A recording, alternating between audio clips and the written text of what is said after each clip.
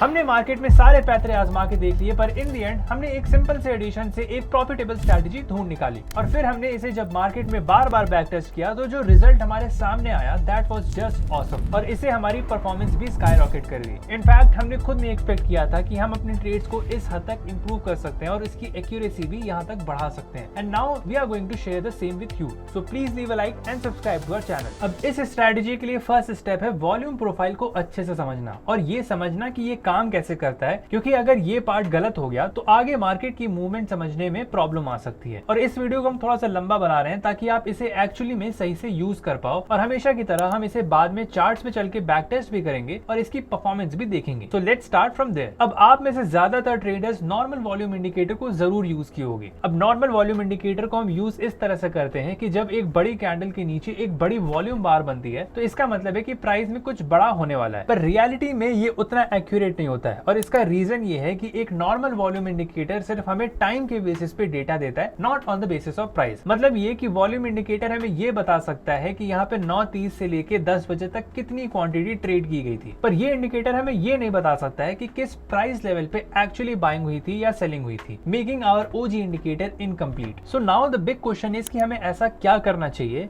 कि हमें टाइम की वॉल्यूम के साथ साथ यहाँ पे प्राइस की भी वॉल्यूम का डेटा मिले। और यही पे आता है हमारा वॉल्यूम प्रोफाइल इंडिकेटर, जो हमें हर कैंडल की डेटा देता है और दिखाता है कि किस कैंडल पे कितनी बाइंग और कितनी सेलिंग प्रेशर थी। अब यहाँ पे वॉल्यूम प्रोफाइल काम कैसे करता है, इसे सिंपल वर्ड्स में समझाया जाए तो ये एक सिंपली नॉर्मल वॉल्यूम इंडिकेटर की तरह काम करता है, बस हम उसे एक तरह से साइडवेज फ्लिप कर देते हैं। मतलब कि अब हम यहाँ पे वॉल्यूम को सिर्फ टाइम ही नहीं बल्कि प्राइस के लेवल के हिसाब से भी एनालाइज कर सकते हैं, जो कि आपको ये बता सकता है कि किस लेवल पे सबसे ज्यादा वॉल्यूम है और हम इसी चीज का मार्केट में एडवांटेज उठा सकते हैं और अपनी एंट्रीज परफेक्ट कर सकते हैं। अब इसे यूज करने के लिए सबसे पहले हमें हमेशा की तरह सबसे पहले ट्रेडिंग व्यू पे जाना है और फिर यहाँ पे साइड में जाके वॉल्यूम बेस्ड टूल्स में ये पर्टिकुलर इंडिकेटर जहाँ पे वॉल्यूम प्रोफाइल फिक्स रेंज लिखा हुआ है उसे सेलेक्ट कर लेना है, जिसके बाद हम इसे यहाँ पे प्राइस के रीसेंट स्विंग लो से लेके रीसेंट स्विंग हाई तक अप्लाई कर सकते हैं। इसके बाद आपको इसकी सेटिंग्स पे जाना है और फिर यहाँ पे VAH यानी वॉल्यूम एरिया हाई, VAL यानी वॉल्यूम एरिया लो को चेक करके यहाँ पे अप्लाई कर लेना है। जिसके बाद हमें यहाँ पे कुछ पॉइंट ऑफ इंटरेस्ट यहाँ पे दिखेंगे,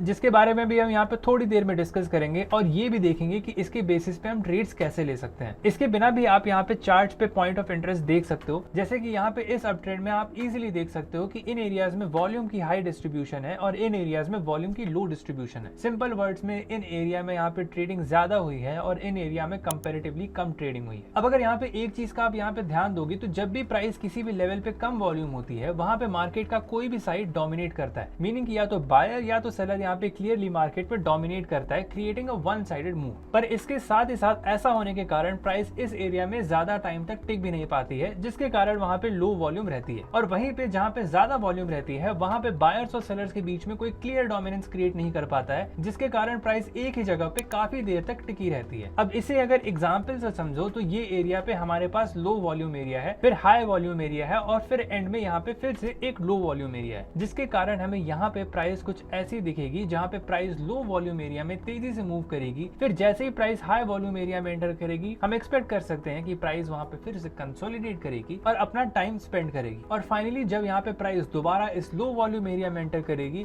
तो फिर से हमें यहाँ पे एक वन साइडेड मूव मिल सकता है। तो सिंपल वर्ड्स में मोस्टली वॉल्यूम प्रोफाइल हमें दो एरियाज बताएगा, पहला जहाँ पे वॉल्यूम हाई रहेगी और प्राइस वहां पे ज्यादा टाइम स्पेंड करेगा और ज्यादा कंसोलिडेट करेगा, और दूसरा वो एरिया जहाँ पे वॉल्यूम कम रहेगी और प्राइस स्विफ्टली इस एरिया में मूव करेगी। अब बस आप इतना ही देख के आप बता सकते हो कि प्राइस कहाँ पे क्या करने वाली है। Now back to the point. अब वॉल्यूम प्रोफाइल यूज करते वक्त हमें तीन लाइंस देखने को मिलेंगी जहां पे हमें अपना सारा अटेंशन देना है, जो हम पहले भी डिस्कस कर चुके हैं। पहला एरिया है यहाँ पे POC, जो हमारी यहाँ पे रेड लाइन रिप्रेजेंट कर रही है। ये वो एरिया है जहाँ पे इस पूरे एरिया में सबसे ज्यादा वॉल्यूम या ट्रेडिंग हुई रहती है। फिर आती है ये लाइन जो हमारी वॉल्यूम एरिया हाई है और ये लाइन जो वॉल्यूम एरिया लो है। अब इन दोनों लाइन्स के अंदर एक ऐसा जोन है जहाँ पे 70% ट्रेडिंग वॉल्यूम रहती है, मतलब की प्राइस ज्यादातर टाइम इसी जोन के पास ट्रेड करती है। Now the big question of the video is कि हमें इसे आखिरकार यूज कैसे करना है। तो क्योंकि हम ये ऑलरेडी एस्टैब्लिश कर चुके हैं कि प्राइस मेनली इस रेंज के पास ही ट्रेड करेगी, तो इसे हम एक अच्छे से एग्जांपल से समझते हैं। अब मान लो ये वॉल्यूम प्रोफाइल है, पॉइंट ऑफ इंटरेस्ट है, वॉल्यूम एरिया हाई है और वॉल्यूम एरिया लो है, मतलब 70% ऑफ द ट्रेड इस एरिया के अंदर हुए हैं। इस रेंज के बाहर कुछ भी एक एनोमली है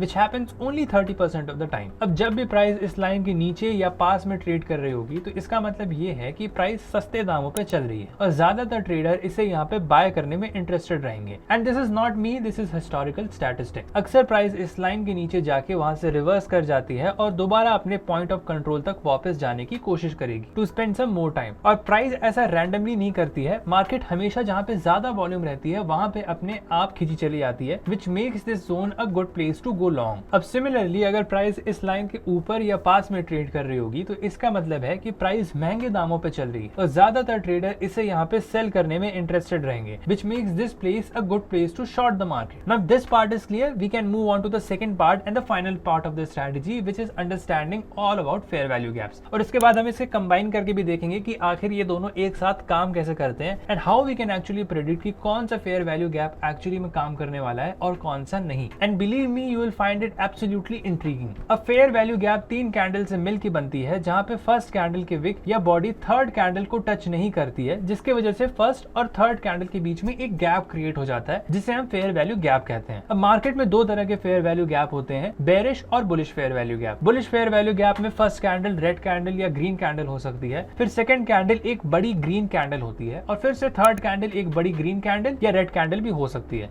similarly bearish fair value gap में फर्स्ट कैंडल रेड या ग्रीन हो सकती है और फिर सेकंड कैंडल यहाँ पे एब्सोल्युटली रेड ही होनी चाहिए and that too a big red candle, और फिर थर्ड कैंडल भी यहाँ पे ग्रीन या रेड हो सकती है। पॉइंट टू नोट इसकी भले ही सेकंड कैंडल बड़ी हो, फर्स्ट और थर्ड कैंडल के विक में कोई गैप नहीं हो तो उसे हम फेयर वैल्यू गैप कंसिडर नहीं करेंगे। और इसे मार्क करने के लिए हमें फर्स्ट कैंडल के हाई पे एक लाइन ड्रॉ करनी है और थर्ड कैंडल के लो पे एक लाइन ड्रॉ करनी है और फिर इन दोनों लाइन के बीच के जोन को ही हम फेयर वैल्यू गैप कहते हैं। नाउ द क्वेश्चन इज कि आखिर फेयर वैल्यू गैप बनता क्यों है and should you really trust it. तो यूजुअली फेयर वैल्यू गैप तब बनता है जब मार्केट में बायर्स और सेलर्स की कमी हो, which is why it represents an imbalance. To make it simpler, कभी कभी मार्केट में बी इट गुड न्यूज या छोटे टाइम फ्रेम में कोई ब्रेकआउट के कारण जब भी मार्केट में वॉलेटिलिटी बढ़ जाती है तो मार्केट एक डायरेक्शन में अचानक से बड़ा मूव दे देता है, जिसके कारण एक पर्टिकुलर एरिया में कुछ बायर और सेल ऑर्डर्स पेंडिंग या अनएग्जीक्यूटेड रह जाते हैं और इसी कारण से हमें मार्केट में एक इम्बैलेंस नजर आता है, जिससे हम फेयर वैल्यू गैप भी कहते हैं। जैसे कि यहाँ पे मार्केट में हमें एक बड़े मोमेंटम के कारण एक फेयर वैल्यू गैप बनते नजर आया, जो हमें ये सिग्नल दे रहा है कि यहाँ पे एक ऑर्डर पूल है जो इस वजह से बना है कि यहाँ पे सेलर्स प्रॉपर्ली पार्टिसिपेट नहीं कर पाए थे। द रीजन कुड बी कि सेलर्स जिस प्राइस पे स्टॉक को बेचना चाह रहे थे वो प्राइस लेवल फियर्स बाइंग की वजह से स्किप हो गया, या सेलर्स ने बाइंग को देख के अपना ऑर्डर पुल बैक कर लिया। It could be either way. जब भी मार्केट में एक ऐसा सिनेरियो बनता है तो मार्केट दोबारा उस लेवल पे वापस आती है उन पेंडिंग ऑर्डर्स या लिक्विडिटी को अब्सॉर्ब करने, और फिर लिक्विडिटी अब्सॉर्ब करने के बाद प्राइस वहां से दोबारा रिजेक्शन लेके ऊपर चली जाती है। और ट्रेडिंग करते वक्त हमें इसी रिएक्शन को हंट करना है, जहां पे अगर हमें अपसाइड की ट्रेड के लिए एंटर करना है तो सबसे पहले हमें एक फेयर वैल्यू गैप बनने का वेट करना है और फिर प्राइस जैसे ही इस गैप से रिजेक्शन लेती है वैसे ही हमें वहां पे एंटर करना है और फेयर वैल्यू गैप के जस्ट नीचे स्टॉप लॉस लगाना है। और यही सेम स्टोरी एक बेरिश फेयर वैल्यू गैप के साथ भी है, जहां पे बाय ऑर्डर का एक पूल बन जाता है, जिसके कारण हमें प्राइस फर्दर नीचे जाने से पहले दोबारा इस लेवल तक वापस आती है और फिर यहाँ से रिजेक्शन लेती है और तभी नीचे जाती है। So long story short, fair value gap acts as a magnet, जहां पे प्राइस अपने आप इस जोन में खींची चली आती है। अब फाइनली हमें 2 चीजें पता है। पहला ये कि हम वॉल्यूम प्रोफाइल को यूज करके ये पता कर सकते हैं कि सबसे ज्यादा वॉल्यूम किस लेवल पे है, और प्राइस हमेशा हाई वॉल्यूम एरिया को चेस करती है और सबसे ज्यादा टाइम वहीं पे स्पेंड करती है। और दूसरा ये कि प्राइस फेयर वैल्यू गैप पे वहां पे लिक्विडिटी एब्सॉर्ब करने के बाद ही दोबारा वहां से रिजेक्शन लेके ऑपोजिट डायरेक्शन में मूव करता है। And now we can combine this knowledge and make something out of it, जिसके लिए सीधा हम यहाँ पे चार्ट पे चलते हैं, इसे समझते हैं और बैक टेस्ट करते हैं। पर चार्ट पे चलने से पहले डिड यू नो कि एक एवरेज रिटेल ट्रेडर सिर्फ 6 महीने तक मार्केट में टिका रहता है, और इसका सबसे बड़ा कारण ये है कि वो कभी पलट के ये नहीं देखता कि आज क्या सही हुआ और क्या गलत हुआ। हम चाहते हैं कि आप उस नंबर को बीट करो और आप जेन्युइनली एक प्रॉफिटेबल ट्रेडर बनो। इसीलिए हम ला रहे हैं कैपेट इनसाइट्स, और ये बिल्कुल फ्री है। ये एक ऑटोमेटेड एनालिटिक्स टूल है जो सिर्फ आपके लिए काम करता है, आपके ट्रेडिंग पैटर्न्स एनालाइज करता है, बताता है कि किस दिन पे किस टाइम आप बेस्ट ट्रेड्स लेते हो, दिखाता है कि किस इंस्ट्रूमेंट में आप एक्चुअली बेटर परफॉर्म करते हो, और ट्रैक करता है कि लॉस के बाद आपका बिहेवियर कैसा था। और इसके साथ ही आपको ऑटोमेटेड जर्नलिंग भी आपको मिलती है, ताकि आप हर ट्रेड के बाद एक नई लर्निंग अपने साथ घर ले जा पाओ। तो अभी कैपेट ऐप डाउनलोड करो और पहले 30 डेज तक 0 ब्रोकरेज पाओ। और इसका बेस्ट पार्ट ये है कि अगर आप इसको किसी को रेफर करते हो तो उनकी ब्रोकरेज का 50% हिस्सा आपको मिलता है हमेशा के लिए। और अगर आपको कोई भी सवाल हो तो हमारी CX टीम हमेशा अवेलेबल है। अब इसके लिए सबसे पहले आपको स्क्रीन पे आना है। स्क्रीन पे आने के बाद आप कहीं भी फेयर वैल्यू गैप दिखे आपको उसे मार्क कर लेना है। अब उसके बाद उस फेयर वैल्यू गैप में एंटर कब करना है, वो फेयर वैल्यू गैप कब काम करेगा भी नहीं करेगा, वो सारी चीज हम लोग यहाँ पे लाइन से देखेंगे। सबसे पहले यहाँ पे हम लोग को क्या, इस स्विंग में हम लोग को यहाँ यहाँ पे 2 फेयर वैल्यू गैप बनते नजर आ रहे हैं। इनफैक्ट अगर देखोगे तो 3 फेयर वैल्यू गैप बनते नजर आ रहे हैं। अब यहाँ पे सबसे एक चीज आपको नोटिस करना है कि तीनों फेयर वैल्यू गैप मार्क करने के बाद आपको यहाँ पे जाना है। इसके अंदर जब भी आपको यहाँ पे आओगे तो यहाँ पे नीचे एक फिक्स रेंज वॉल्यूम प्रोफाइल करके एक इंडिकेटर मिलेगा, उसको आपको सेलेक्ट कर लेना है। सेलेक्ट करने के बाद हमें इसे प्रॉपरली स्विंग लो से स्विंग हाई तक इसको मार्क करना है। इसमें गलती नहीं कर सकते हो आप, अगर इसमें गलती किए तो ये इंडिकेटर आपका मिस कर जाएगा और आप इसमें गलत एंट्री ले सकते हो। अब यहाँ पे जैसे हमारे पास ये है एक स्विंग लो के बाद यहाँ पे आप देख सकते हो कि यहाँ पे 3 फेयर वैल्यू गैप बने। उसके बाद ये देख सकते हो कि यहाँ पे ये हमारा एक स्विंग हाई है। स्विंग हाई किस हिसाब से कि यहाँ पे अगर देखोगे तो मार्केट एक ये स्विंग लो लगाया है, उसके बाद मार्केट इसको ब्रेक करके नीचे आ जाती है, तो ये हमारा एक स्विंग हाई हो जाएगा। अब इसको अप्लाई करने के बाद आपको इसकी सेटिंग्स में जाना है और वॉल्यूम प्रोफाइल को ऑफ कर लेना है क्योंकि इसकी जरूरत हमें यहाँ पे नहीं है। और उसके बाद अगर यहाँ पे VAH, VAL और POC लाइन ऑन नहीं है तो हमें इसे ऑन कर लेना है। अब इसके बाद ध्यान से एक चीज देखना, POC लाइन हम लोग ने जैसा कहा था अगर वैसा ध्यान दोगे तो POC लाइन एक ऐसा एरिया है जहाँ पे वॉल्यूम सबसे ज्यादा होती है और मार्केट अपने आप हाई वॉल्यूम एरिया की तरफ खींची चली जाती है। और उसके बाद ये एरिया देखोगे तो ये एरिया हमारा वो एरिया है जहाँ पे मार्केट 70% ऑफ द टाइम अपना टाइम स्पेंड करती है। अब इसके बाद अगर मार्केट इसके नीचे जा रही है तो मतलब ये है कि यहाँ पे हम लोग ट्रेड में एंटर कर सकते हैं। और उसके साथ ही साथ अगर देखोगे तो यहाँ पे एक फेयर वैल्यू गैप भी है, जिसका मतलब है कि हम लोग को यहाँ पे एक अच्छी बाइंग अपॉर्चुनिटी मिल सकती है। और ऐसे केसेस में जैसे यहाँ पे मार्केट रिजेक्शन ले रही है हम लोग वहाँ पे एंटर कर सकते हैं, जिसके बाद अगर आप लोग देखोगे तो इजिली हम लोग को एक काफी बड़ी ट्रेड अपॉर्चुनिटी हम लोग को मिली है। इस केस में अगर हम लोग यहाँ पे भी एंटर करते और स्टॉप लॉस अपना फेयर वैल्यू गैप के नीचे भी लगाते तो हम लोग को इजिली यहाँ पे 1:2 के ऊपर की ट्रेड मिली है। इनफैक्ट अगर देखा जाए तो कहीं ना कहीं 1:3 या 1:3.5 की यहाँ पे हम लोग को टारगेट देखने को मिल रहा है। पर जैसा हम हमेशा कहते हैं, हमेशा 1:3 के बाद यहाँ पे आप लोग को प्रॉफिट बुक कर लेना चाहिए क्योंकि उसके बाद मार्केट कभी भी अचानक से गिर सकती है और ज्यादा हम लोग को लालच करनी नहीं है। तो ओवरऑल इस प्रोसेस से हम लोग को ये पता चल गया कि मार्केट कहाँ से रिजेक्शन ले सकती है और बाकी के 2 फेयर वैल्यू गैप पे मार्केट के आने के चांसेस कम है। अभी इसको हम लोग और एग्जाम्पल से देखेंगे और पीछे चल के और बैक टेस्ट भी करेंगे। अब इसके बाद और देखोगे तो यहाँ पे हम लोग को मार्केट में फिर से एक फेयर वैल्यू गैप बनते नजर आ रहा है। अब यहाँ पे क्या करना है, फिर से हमारे पास अगर इंडिकेटर सेलेक्ट करोगे तो हम लोग को इसको स्विंग लो से यहाँ पे अगर देखो तो ये हमारा स्विंग लो है, उसके बाद इसको स्विंग हाई तक यहाँ तक अप्लाई कर लेना है क्योंकि मार्केट में ये एक लो था जिसको मार्केट ने यहाँ पे ब्रेक कर दिया था। अब यहाँ पे अगर फिर से देखा जाए तो मार्केट में POC लाइन ये है और ये 70% ऑफ द एरिया मार्क कर रहा है, मतलब मार्केट 70% एरिया इसी टाइम में अपना स्पेंड करने वाली है। उसके बाद मार्केट यहाँ पे आती है, एक फेयर वैल्यू गैप है, यहाँ पे मार्केट यहाँ से रिजेक्शन लेती है और फिर सीधा ऊपर चली जाती है। तो यहाँ पे ओवरऑल हम लोग कर क्या रहे हैं, हम लोग POC लाइन को फॉलो कर रहे हैं। अगर मार्केट में फेयर वैल्यू गैप के जस्ट ऊपर POC लाइन है तो मार्केट फेयर वैल्यू गैप पे सपोर्ट ले सकती है और वहां से दोबारा POC लाइन की तरफ जा सकती है, मतलब कि मार्केट दोबारा उसी डायरेक्शन में ऊपर जा सकती है।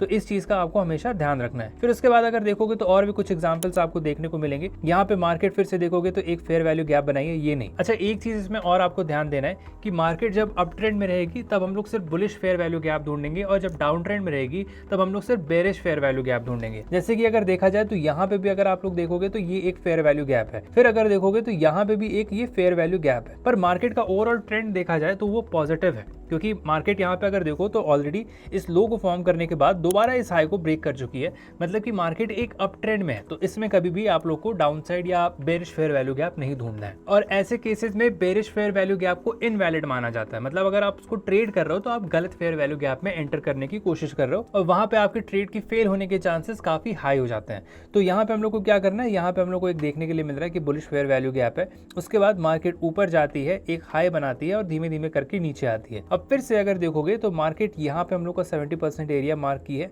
और इसको अगर ना भी ध्यान दे तो यहाँ पे अगर देखो तो ये POC लाइन है, जिसके बाद मार्केट जैसे ही रिजेक्शन लेती है थोड़ा सा टाइम जरूर लगाती है लेकिन हमारा स्टॉप लॉस यहाँ पे हिट नहीं होता है और मार्केट ऊपर चली जाती है। तो ये एक और एग्जाम्पल है। अब इसके बाद अगर देखा जाए तो यहाँ पे हम लोग का एक और एग्जाम्पल है जहाँ पे ये फेल हुआ है। अब इसके बाद ये वाले एग्जाम्पल पे थोड़ा सा ध्यान देना क्योंकि यहाँ पे आप लोग देख सकते हो कि अब की क्या हो रहा है कि फिर से हम लोग का एक फेयर वैल्यू गैप यहाँ पे बना है। मार्केट ओवरऑल अप ट्रेंड में ही है तो हम लोग यहाँ पे एक बुलिश फेयर वैल्यू गैप को मार्क किए। उसके बाद जब हम लोग इस फिक्स रेंज वॉल्यूम प्रोफाइल को इस स्विंग लो से स्विंग हाई तक मार्क किए तो ये POC लाइन आप लोग देख सकते हो कि फेयर वैल्यू गैप के नीचे है, मतलब आपकी हाईएस्ट वॉल्यूम एरिया FEG के नीचे है, मतलब कि यहाँ पे FEG के फेल होने के चांसेस हाई हो जाते हैं। और आप लोग देख सकते हो यहाँ पे मार्केट नीचे आती है, स्टॉप लॉस सेट करती है और तभी जाके दोबारा ऊपर जाती जाती है, मतलब ऐसे केस में हमारे स्टॉप लॉस हिट होने के चांसेस बढ़ जाते हैं। तो हमेशा जब भी मार्केट में फेयर वैल्यू गैप बने तो ये ध्यान देना कि POC line fair value gap के ऊपर होना चाहिए, और जब मार्केट में बेरिश फेयर वैल्यू गैप बने तो हमेशा ध्यान देना कि मार्केट में POC line fair value gap के नीचे होना चाहिए। अब जैसे यहाँ पे अगर देखो तो मार्केट इस हाई को फॉर्म करने के बाद मार्केट इस इंपॉर्टेंट लो को ब्रेक कर देती है, मतलब यहाँ पे हम लोग एक डाउन ट्रेंड में, जिसके बाद मार्केट यहाँ पे एक फेयर वैल्यू गैप बनाती है।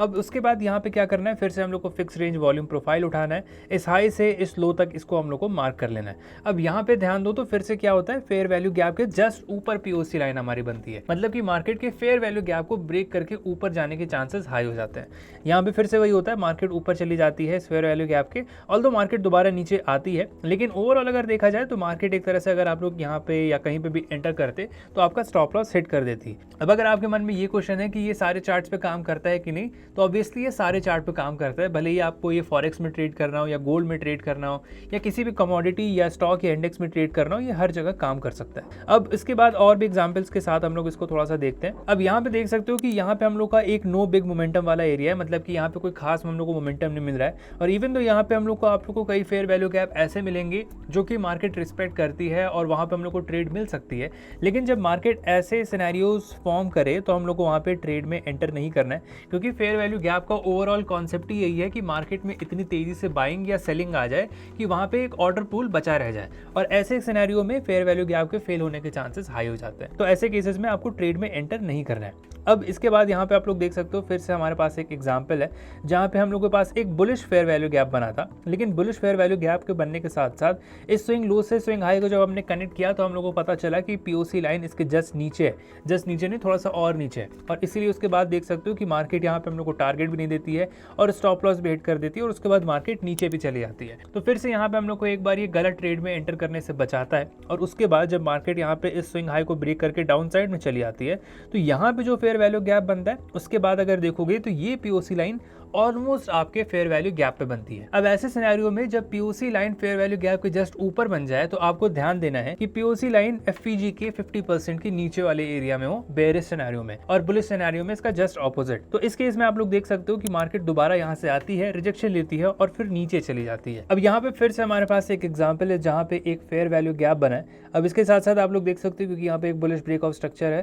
तो यहाँ पे हम लोग को मार्केट में एक बुलिश ही फेयर वैल्यू गैप ढूंढना है। यहाँ पे जैसे एक फेयर वैल्यू गैप बनता है, इसको स्विंग लो से स्विंग हाई तक अगर आप अप्लाई करोगे तो पीओसी लाइन यहाँ पे फेयर वैल्यू गैप के जस्ट ऊपर है, जिसके बाद मार्केट तुरंत ही आप लोग देख सकते हो कि नीचे आती है, यहाँ पे फेयर वैल्यू गैप से रिजेक्शन लेती है और ऊपर चली जाती है, और फिर से ऑब्वियसली हम लोग को एक अच्छी 1:2 1:3 टाइप की यहाँ पे ट्रेड मिली है। अब यहाँ पे अगर आप लोग देखोगे तो मार्केट आप लोग को फिर से देखने को मिलेगा कि मार्केट एक यहाँ पे फेयर वैल्यू गैप बनाती है, और हम लोग अगर इसको स्विंग लो से स्विंग हाई तक इसको अप्लाई करते हैं, अब यहाँ पे फिर से देख सकते हो कि हमारे पास एक फेयर वैल्यू गैप है, जिसके बाद हमें इसे स्विंग लो से स्विंग हाई तक अप्लाई कर लेना है, जिसके बाद पीओसी लाइन हमारे फेयर वैल्यू गैप के जस्ट ऊपर फॉर्म हो रही है, जिसके बाद मार्केट नीचे आती है, यहाँ से रिजेक्शन लेती है और फिर से एक काफी बड़ी हम लोग को ट्रेड अपॉर्चुनिटी देखने को मिलती है। अब इसको एक और फाइनल एग्जांपल से देखते हैं। यहाँ पे आप लोग थोड़ा सा पीछे आओगे तो और फिर से देख सकते हो कि यहाँ पे एक फेयर वैल्यू गैप फॉर्म होता है, जिसके अब यहाँ पे देखो अप ट्रेंड में है तो हम लोग फिर से यहाँ पे बुलिश फेयर वैल्यू गैप ही ढूंढेंगे। तो यहाँ पे इसको लो से हाई तक जब हम लोग इसको अप्लाई किए तो फिर से यहाँ पे पीओसी लाइन क्या हो रही है, फेयर वैल्यू गैप के नीचे बन रही है, जिसका मतलब है कि प्राइस फेयर वैल्यू गैप को ब्रेक कर सकता है और वहां से नीचे आ सकता है। So that's it from my side. अगर आपने वीडियो एंड तक देखी है तो हमें पता है आप एक बेटर ट्रेडर बनना चाहते हो, और अगर आप चाहते हो कि हम आगे आपके लिए ऐसे ही वीडियो लाते रहें तो चैनल को सब्सक्राइब करके वीडियो को लाइक जरूर करना।